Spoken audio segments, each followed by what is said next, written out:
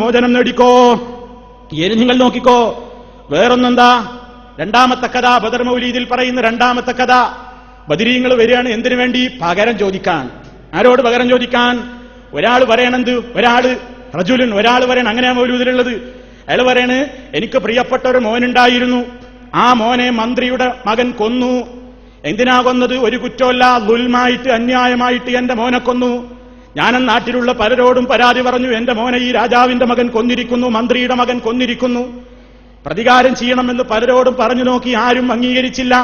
അവസാനം ഞാനങ്ങനെ വിഷമിച്ചുകൊണ്ട് ഒരു ദിവസം കിടന്നുറങ്ങുമ്പോ അതാ ഞാനിങ്ങനെ സ്വപ്നത്തിൽ ഒരു കൂട്ടം ആളുകളെ കാണുന്നു. പച്ചക്കുതിരപ്പുറത്തിങ്ങനെ വലിയ ചില മഹാന്മാരെ കാണുന്നു. അവരോട് വിളിച്ചു പറയുന്നുണ്ട്, ഹലും ചാടിക്കോ ബദരീങ്ങളെ, മുന്നേറിക്കോ ബദരീങ്ങളെ എന്ന് പറയുമ്പോ ബദരീങ്ങൾ ഇങ്ങനെ ഒരു പ്രകാശത്തിന്റെ കസേരയിൽ പോയിട്ടിരിക്കുന്നു. ഓരോരുത്തരും പോയിട്ട് അപ്പൊ എനിക്ക് മനസ്സിലായി അത് ബദരീങ്ങളാണല്ലോ എന്ന് എനിക്ക് മനസ്സിലായി. അങ്ങനെ ഓരോരുത്തരും പോയിട്ട് ബദരീങ്ങളോട് പരാതി പറയുന്നു. കൂട്ടത്തിൽ ഞാനും ചെന്നിട്ട് പറഞ്ഞു, ബദരീങ്ങളെ, എന്റെ മോനെ ഒരു മന്ത്രിയുടെ മകൻ കൊന്നിട്ടുണ്ട്. ബദരീങ്ങൾ ചോദിച്ചു, എവിടെ അവൻ പിടിച്ചോണ്ടിരിക്കുന്നു. അങ്ങനെ ഈ മന്ത്രിയുടെ മകനെ പിടിച്ചുകൊണ്ടുവന്നു. മന്ത്രിയുടെ മകനെ പിടിച്ചുകൊണ്ടുവന്നിട്ട് ഈ പരാതി പറഞ്ഞ ബാപ്പയുടെ കയ്യിലേക്ക് ബദരീകൾ ഒരു ഹഞ്ചർ കൊടുക്കുന്നു. ഹഞ്ചർ എന്ന് പറഞ്ഞാൽ നല്ല കട്ടാരക്കത്തിയില്ലേ, ആ കട്ടാരക്കത്തി അങ്ങ് ഈ ആളുടെ കയ്യിലേക്ക് കൊടുത്തിട്ട് പറയുന്നു, അർത്തോ, അവനെ പിടിച്ചിരുത്തിയിട്ട് തലയങ്ങ് മുറിച്ചോ എന്ന് പറഞ്ഞിട്ട് മന്ത്രിയുടെ മോനെ ഇയാളുടെ മുമ്പിൽ അങ്ങ് കിടത്തിക്കൊടുക്കുകയാണ് ബദരീങ്ങൾ. അങ്ങനെ ഈ മനുഷ്യൻ തൃപ്തിയായി അയാൾ പറയുകയാണ്, ഫദബഹ്തുഹു, ഞാൻ അയാളെ അങ്ങ് മുറിച്ചു കളഞ്ഞു, ഞാൻ അയാളെ അങ്ങ് അറുത്ത് കളഞ്ഞു. പിറ്റേ ദിവസം ഞാൻ പെട്ടെന്ന് അറവ് കഴിഞ്ഞപ്പോ ഞാൻ ഞെട്ടി ഉണർന്നിട്ട് ഞാൻ എഴുന്നേറ്റ് നോക്കുമ്പോഴേതാ മന്ത്രിയുടെ വീട്ടിൽ നിന്ന് നിലവിളി ഉയരുന്നു. മന്ത്രിയുടെ വീട്ടിലേക്ക് ഓടിച്ചെന്ന് നോക്കുമ്പോ മന്ത്രിയുടെ മോനതാ ബെഡിൽ കഴുത്തറുത്തപ്പെട്ട നിലയിൽ കൊല ചെയ്യപ്പെട്ട് കിടക്കുന്നു. കൊന്നവനാരെന്നറിഞ്ഞുകൂടാ. എന്തേ മനസ്സിലായി?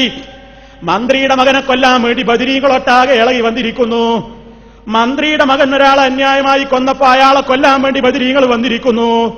നോക്കണം നിങ്ങൾ, അല്ലാഹു തആല പറഞ്ഞതാണ്, അവരിനി ഈ ലോകത്തേക്ക് മടങ്ങുന്ന പ്രശ്നമില്ല, ഈ ലോകത്തേക്ക് അവരിനി വരുന്ന പ്രശ്നമില്ല. എത്രയോ സഹാബിമാരെ കൊല ചെയ്തിട്ടില്ല ശത്രുക്കൾ. ബിർ മഊന സംഭവം നമുക്കറിയാം. 10-60ഓളം സഹാബിമാരെ മുശ്രിക്കുകൾ അകാരണമായി വധിച്ച സംഭവം ഉണ്ടായിട്ടുണ്ട്. അവരിൽ ബദരീങ്ങളും ഉണ്ടായിട്ടുണ്ട്. ബദറിൽ പങ്കെടുത്ത ബദരീങ്ങളെ തന്നെ അന്യായമായി കൊല ചെയ്തിട്ട് മഹാനായ നബി സല്ലല്ലാഹു അലൈഹി വസല്ലം ഒരിക്കലും ബദരീങ്ങളെ വിളിച്ചോ പ്രതികാരത്തിന് ബദരീങ്ങൾ വന്നോളും എന്ന് റസൂലുള്ള സഹാബിമാരോട് പഠിപ്പിച്ചിട്ടില്ല.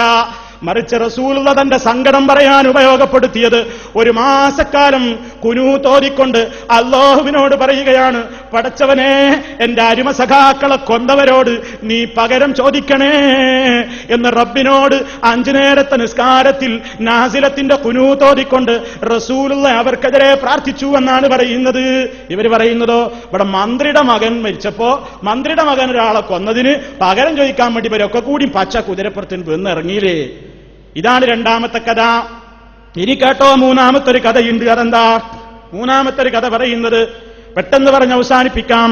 മൂന്നാമത്തെ കഥയിൽ പറയുന്നത് എന്താണെന്നോ, ഒരാളൊരു കൊള്ളസംഘം, ഒരു കൊള്ളക്കാരുടെ മുമ്പിലൂടെ ഏത് ആളുകളും നടന്നുപോയാലും കൊള്ള ചെയ്യപ്പെടുന്ന ഒരു വഴിയുണ്ട്. ആ വഴിയിലൂടെയുണ്ട് ഒരു കച്ചവടക്കാരൻ ഇങ്ങനെ നിർഭയമായി പോകുന്നു. അപ്പൊ അയാളോട് ചോദിച്ചു, എല്ലാ ആൾക്കാരും പേടിച്ചരണ്ടു പോകുന്ന ഈ വഴിയിലൂടെ നിങ്ങളെന്താ പേടിച്ചു പോകുന്നത്? നിങ്ങളെന്താണ് ഒരു പേടിയുമില്ലാതെ മുന്നോട്ട് വരുന്നത് എന്ന് ചോദിച്ചപ്പോ അയാൾ പറയുന്ന മറുപടി എന്താണെന്നോ, എനിക്കെന്തിനാ പേടിക്കാനുള്ളത്, എന്റെ കൂടെ ബദരീങ്ങളുണ്ട്. എങ്ങനെയാണ് അയാൾ കോലം പറയുന്നു. കൊള്ളക്കാര് വന്നപ്പോ ഇയാൾ എന്ത് പറഞ്ഞു അത്രേ? ഓരോരുത്തരെ പേരങ്ങ് പറയാൻ തുടങ്ങി. അബൂബക്കർ, ഉമർ, ഉസ്മാൻ, അലി, സഈദ് എന്തിങ്ങനെ മഹാന്മാരായ ബദരീങ്ങളുടെ പേരങ്ങ് പറഞ്ഞപ്പോഴേക്ക് ആരുടെ പേരാണോ വായിൽ നിന്ന് പറയുന്നതെങ്കിൽ അതാ പാറ പോലെ ഉറച്ച ശരീരമുള്ള ആളുകൾ കുതിരപ്പുറത്ത് വന്നിട്ടിങ്ങനെ തലങ്ങും വിലങ്ങും യുദ്ധം ചെയ്യുകയാണ്. വിളിച്ചാലുടനെ ഓടിയെത്തുന്ന ബദരീങ്ങളെയാണ് എഴുതുകാരൻ പരിചയപ്പെടുത്തുന്നത്. അങ്ങനെ ഈ കവർച്ചക്കാരനെ കവർച്ച ചെയ്യാൻ കവർച്ചക്കാർക്ക് കഴിഞ്ഞില്ല. കാരണം ഇദ്ദേഹം കവർച്ചക്കാർ വന്നപ്പോഴൊക്കെ ഇവരുടെ പേരങ്ങ് വിളിച്ചപ്പോഴേക്ക് ഈ എല്ലാ ബദരീങ്ങളും കുതിരപ്പുറത്ത് വന്നിട്ട് ശക്തമായി പടവെട്ടി എന്ന് മാത്രമല്ല, ഇദ്ദേഹത്തെ കവർച്ച ചെയ്യാൻ വന്ന 10ഓളം കവർച്ച സംഘത്തിലെ നേതാക്കന്മാരെ ബദരീങ്ങൾ കഴുത്തറുത്ത് കൊന്നു എന്നാണ് ബദർ മൗലീദിൽ പറയുന്നത്. അള്ള പറയുന്നത് എന്താണെന്നോ, അല്ലാഹു തആല അവരുടെ ആഗ്രഹം ചോദിച്ചപ്പോ അള്ള പറഞ്ഞത് നേരത്തെ കേട്ടില്ലേ? മൗലിദുകാരൻ പറയുന്നു ആര് വിളിച്ചാലും വരും. അങ്ങനെ നമ്മുടെ ഓരോ സങ്കടത്തിന് വേണ്ടിയും ഇവര് വിളിക്കുകയാണ്. അതുകൊണ്ടാണ് മലയാളിക്ക് എന്ത് പ്രശ്നമുണ്ടായാലും അവനെന്താ വിചാരിക്കുന്നത്? വിളിച്ചോളാനാണ്. ബദരീങ്ങളെ വിളിച്ചോളാനാ പറയുന്നത്. എന്നും കൊടുമ മികന്തോരു ദീനത്തിൽ ഇവരെ വിളിച്ച് ദുആനെ ഇരുന്നെങ്കിൽ അന്നേരം തന്നെ ശിഫകളെ കിട്ടാതെ ആയിട്ടതില്ല ഒരുത്തനും എന്നോവർ. ഏറെ മികന്തുള്ള പേറ്റുവരുത്തത്തിൽ ഇന്ത്യ സഹാബികൾ പേരിനെ ഓതുകിൽ കുറിമുടിയും മൂനമ്പള്ള തന്നിന്ന് കുട്ടി പിറക്കലിന്നില്ല ശക്കെന്നോവർ. ബദരീങ്ങളെ വിളിച്ചോളാൻ വേണ്ടി മാലപ്പാട്ടുകാരൻ പറയുന്ന വരികളാണ്. നിനക്ക് എന്ത് ദീനമുണ്ടായാലും ബദരീങ്ങളെ വിളിച്ചോ, എന്നാൽ വിളിച്ചാൽ തന്നെ ഉടനെ നിനക്ക് ശിഫ കിട്ടും. ആ ബദരീങ്ങളെ വിളിച്ചിട്ട് ശിഫ കിട്ടാത്തവരൊറ്റ രോഗിയും ഉണ്ടാകില്ല. പ്രസവവേദന വരുന്ന പെണ്ണ് വിളിച്ചാൽ ആ പേരങ്ങ് പറഞ്ഞാൽ അത് പറഞ്ഞു മുടിയും മുൻപേ മുനമ്പള്ള തന്നിന്ന് കുട്ടി പിറക്കലിന് ശക്കില്ല എന്നോവർ എന്നാണ് മാലപ്പാട്ടുകാരൻ പരിചയപ്പെടുത്തുന്നത്. ഇങ്ങനെ ഒരു 100 കൂട്ടം കാര്യങ്ങൾക്ക് വേണ്ടി വിളിച്ചോളാൻ പറഞ്ഞുകൊണ്ട് മാലയിലും മൗലീദിലുമൊക്കെ ബദരീങ്ങളെ പരിചയപ്പെടുത്തുമ്പോ ഇസ്ലാം പരിചയപ്പെടുത്തുന്ന ബദരീങ്ങൾക്ക് ഈ സ്ഥാനങ്ങൾ അല്ലാഹു തആല നൽകിയിട്ടുണ്ടോ? അല്ലാഹു അവരെ കുറിച്ച് അങ്ങനെ പറഞ്ഞിട്ടുണ്ടോ? ബദരീങ്ങൾക്ക് രോഗമുണ്ടായ അവർ രോഗം പിടിച്ച് മരിച്ചുപോയവരാണ്. പ്ലേഗ് പിടിച്ച് മരിച്ചുപോയ ബദരീങ്ങൾ ഉണ്ടായിട്ടുണ്ട്. ഒരുപാട് പ്രയാസങ്ങൾ സഹിച്ച് ദാരിദ്ര്യത്തിലും കഷ്ടപ്പാടിലും ജീവിച്ചുകൊണ്ട് മരിച്ചുപോയ ബദരീങ്ങൾ ഉണ്ടായിട്ടുണ്ട്. പക്ഷേ അവരെയൊന്നും വിളിച്ചു പ്രാർത്ഥിക്കാനോ അവരോട് സങ്കടം പറഞ്ഞാൽ അവർ നിന്റെ രക്ഷക്കെത്തുമെന്നോ മഹാനായ നബി സല്ലല്ലാഹു അലൈഹി വസല്ലം ഒരാളോടും പറഞ്ഞിട്ടില്ല, ഒരാളോടും അതിനു വേണ്ടി നിർദ്ദേശിച്ചിട്ടുമില്ല. റമദാൻ 17 വന്നപ്പോ നബി സല്ലല്ലാഹു അലൈഹി വസല്ലം ബദർ യുദ്ധം നടന്നതിന്റെ ശേഷം എത്രയോ കൊല്ലം റസൂലുള്ള ജീവിച്ചിട്ടുണ്ട്.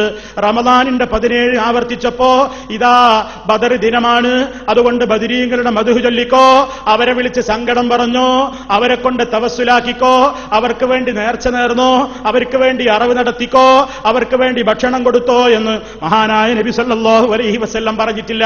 ബദരീങ്ങൾക്ക് വേണ്ടി എവിടെയും ഒരു പാട്ടപ്പിരിവ് നടന്നിട്ടില്ല. ബദരീങ്ങൾ പേരിൽ എവിടെയും ഒരു നേർച്ചക്കുറ്റി സ്ഥാപിച്ചിട്ടില്ല.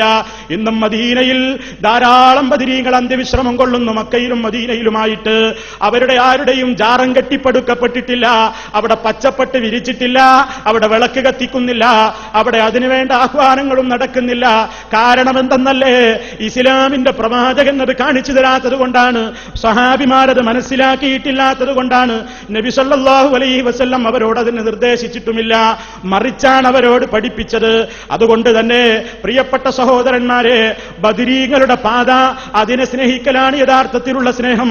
ബദരീങ്ങളെ നമ്മൾ അല്ലാഹുവിന്റെ റസൂൽ ബദരീങ്ങളെ എങ്ങനെയാണോ സ്നേഹിച്ചത്, ബദരീങ്ങൾ പരസ്പരം എങ്ങനെയാണോ സ്നേഹിച്ചത്, ഷാഫി ഇമാം എങ്ങനെയാണോ സ്നേഹിച്ചത്, ഹംബലി ഇമാം എങ്ങനെയാണോ സ്നേഹിച്ചത്, മാലിക് ഇമാം എങ്ങനെയാണോ സ്നേഹിച്ചത്, ഹനഫി ഇമാം എങ്ങനെയാണോ സ്നേഹിച്ചത്, സഹാബാക്കളും താബീഈങ്ങളും ഒക്കെ ബദരീങ്ങളോട് എങ്ങനെയാണ് സ്നേഹം കാണിച്ചതെങ്കിൽ അതേ പാത തന്നെ പിന്തുടർന്നോ? അതല്ലാതെ മക്കാ മുശ്രിക്ക് ഇബ്രാഹിം നബിയോട് കാണിച്ച പോലെ, ക്രിസ്ത്യാനി ഈസ നബിയോട് കാണിക്കും പോലെ, പിൽക്കാല മുശ്രിക്കുകൾ വദ്ദിനോട് കാണിച്ചതുപോലെ അത്തരത്തിലുള്ള അനിസ്ലാമികമായ സ്നേഹം കൊണ്ട് രക്ഷയില്ല.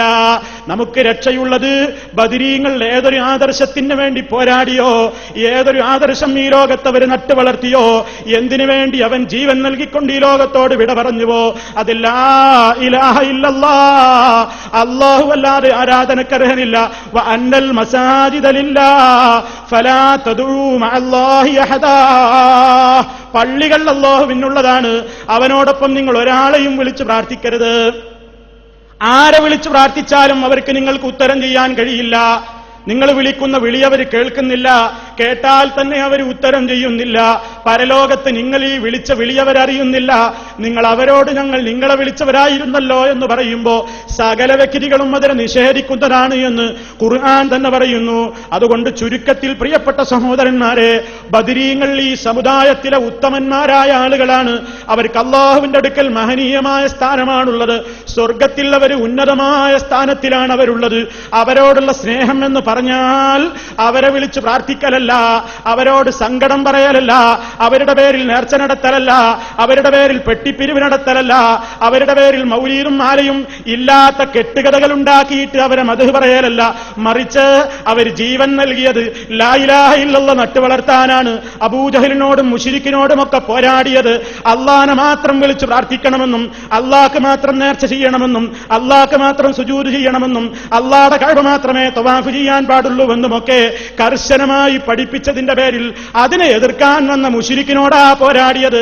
അതുകൊണ്ട് ലാ ഇലാഹ ഇല്ലല്ലാഹ്ക്ക് വേണ്ടി ജീവൻ നൽകാൻ, അതിന് വെള്ളവും വെളിച്ചവും പകരാൻ ഈ കാലഘട്ടത്തിലെ മുസ്ലിമീങ്ങൾക്ക് എന്തൊരു മാർഗത്തിലൂടെയാണ് സാധിക്കുകയെങ്കിൽ ആ മാർഗം സ്വീകരിച്ചുകൊണ്ടാണ് ബദരീങ്ങളെ സ്നേഹിക്കേണ്ടത്. അപ്പോഴാണ് ആ സ്നേഹം യഥാർത്ഥത്തിലുള്ള സ്നേഹമാവുക. അതല്ലാത്ത സ്നേഹം കാപട്യമാണ്, അനിസ്ലാമികമാണ്. അതുകൊണ്ട് സഹോദരങ്ങളെ, നാം ബദരീങ്ങളോടുള്ള സ്നേഹം കാണിക്കേണ്ടത് ശരിയായ പാതയിലൂടെയായിരിക്കും.